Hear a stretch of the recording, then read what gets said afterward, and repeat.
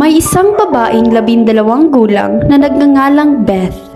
Siya ay nanggaling sa mahirap na pamilya, ngunit mayroon siyang pangarap sa buhay kaya't gusto niyang makapagtapos ng pag-aaral. Kaya naghanap siya ng paraan upang makapag-aral. Lumapit siya sa kanyang tiyahin upang humingi ng tulong. Anong gagawin ko? Paano na to? Hindi sapat ang pang-araw-araw naming magkakapatid ang sahod ni Ama. Gusto pa naman ni Ina na tumigil muna ako sa pag-aaral dahil hindi sapat ang pera namin.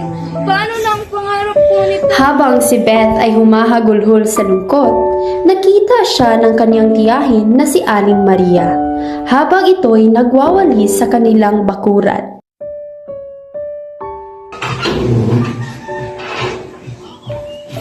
Init na yun.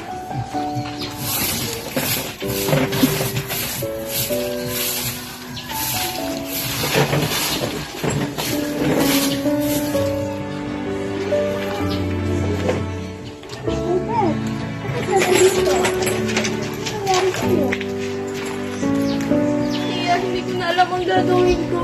Gusto na ninay na tumigil mo ako sa pag-aaral dahil nahihirapan na kami. Hindi ko na alam ang gagawin ko. Huwag kang mag-alala.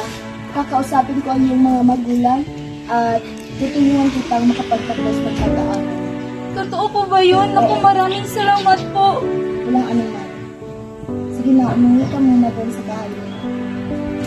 Pagkagabi, pinatipon ni Beth ang kanyang ama at ina at ang mga kapatid niya upang pag-usapan ang pinag-usapan nila ni Aling Maria kaninang umaga. John! Inay! Oh, Beth! Ano nangyari? Johnny, halika muna dito. Nag-usap na kami ni Aling Maria na siyang magpaparal sa akin. Pero ako'y tutulong sa kanilang bahay. Nako, salamat sa Diyos. Malaki itong oportunidad para sa iyo. Siyang tunay, Ama, gagawin ko ang lahat makapagtapos lang ako ng pag-aaral. Iahon ko kayo sa hirap at ang aking mga kapatid. Kung yan talagang gusto mo, anak, malubog namin respetuhin ang desisyon mo. Kung talaga yan ay para sa mga pangarap mo. Salamat, Inay, Itay. Kinabukasan, pumunta si Aling Maria sa pamamahay nila Beth upang ipagpaalam si Beth sa kaniyang mga magulang. Tao po! Mare! Tao po! Kumare, bakit ka pa rito? Pasa ka muna, upo.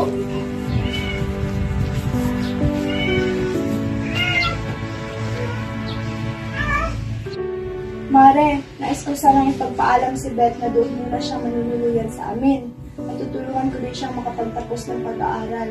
Ganun ba, Mare? Teka muna, tatawagin ko muna si Beth. Sige. Beth! Beth, halika muna dito. Teka lang po, Inay. Papunta na po. Magmano ka? Kawaan ka ng Diyos kita. O Beth, nakapagpaalam ka na ba ng maayos sa iyong ina? Opo, Tia, nakapagpaalam na po ako ng maayos.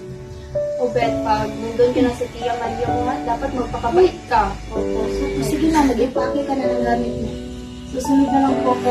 Nakapagpaalam na si Aling Maria sa nanay at tatay ni Beth at pumayag naman ang mga ito dahil sa sitwasyon na kanilang kinakaharap ngayon at para naman din daw ito sa kinabukasan ni Beth.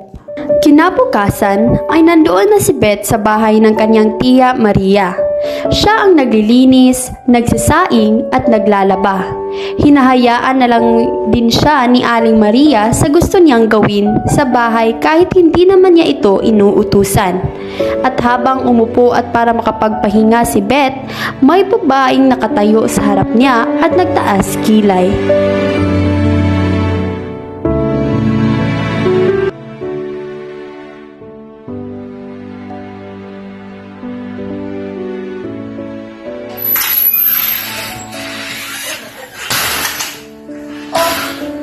Sino ka naman? At nasan si Ina? Ina! Napatayo bigla si Beth at sinalubong ito. Si Aling Maria ba, pumunta siya sa pamilihan para bumili ng pagkain sa pang-araw-araw dito sa bahay. O siya, tama ng daldal. Katulong ka ba dito ni Ina? Tama lang ba na uupo-upo ka lang at wala kang gagawin dito sa bahay? Naku po ate, kakatapos ko lang gawin ang gawain dito sa bahay. Oo, tutulong ako dito sa bahay kapag ng pagpapaaral ni Tia sa akin. O siya, tama ng daldal. Hawakan mo to at ilagay mo sa kwarto ko. Ang anak ni Aling Maria ay nagngangalang Sonia. Ito ay magagalitin kahit wala ka namang ginagawa. Makikita mo talaga sa kanyang mukha na siya ay mataray. Isang araw, si Sonia ay nagalit kay Beth sa walang kadahilanan. Habang si Aling Maria ay wala sa kanilang bahay, may pinagkakaabalahan kasi ito sa palengke. Anong tinatangalan mo ito? Mahilig ka nga dun sa sala. Linisan mo, bilis. Habang si Beth ay naglilinis, di niya sinadya na masagi ang isang gamit ni Sonia at ito ay nabasag.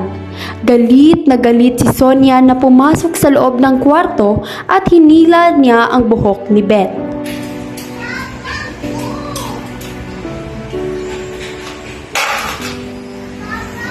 Pinapalinis mo naman kita rito. Nagtuwan ka pa? Wala ka tagang kwenta. Habang hinihila ni Sonia ang buhok ni Beth, napaiyak na lang ito sa sakit. Puro ko na lang palta, ha? Laban lang sa mga sakit. Nararamdaman kami sa'yo dahil mahirap ka na nga para bumili ka pa rin sa bahay. Aray, wala namang ginagawa masama. Puro lang sa bahay. Lumayas ka dito. Layas! At huwag na huwag talagang papakita dito sa bahay. Naiintindihan mo? Layas! Hindi na alam ni Beth ang kanyang gagawin at dahil bata pa ito, naghanap siya ng paraan para makapag-aral. Si Beth ay naging waitress sa isang maliit na karinderya at doon siya kumukuha para sa kanyang pang-araw-araw na pangangailangan at sa gastusin din niya para sa kanyang pag-aaral. Hanggang si Beth ay nakapagtapos ng pag-aaral at humanap ng trabaho agad na meron na siyang ipundar. Nakapundar siya ng tindahan at ng sariling farm at nakasama ulit niya ang kanyang mga magulang.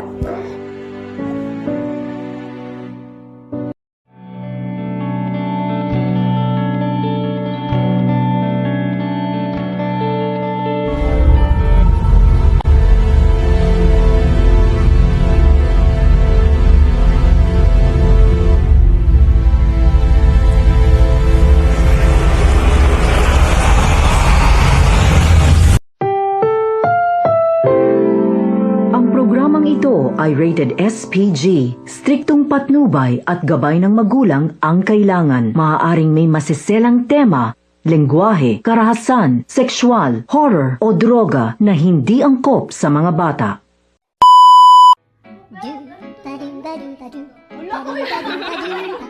Ako, salamat sa Diyos. Malaki itong oportunidad para sa iyo. Adu.